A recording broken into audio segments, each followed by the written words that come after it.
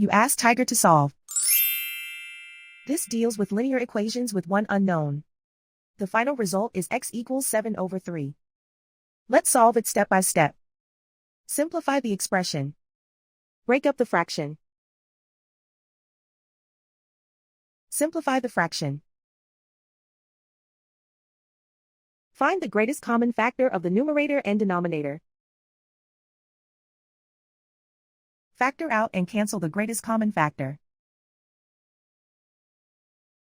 Group all constants on the right side of the equation. Subtract 2 from both sides. Simplify the arithmetic.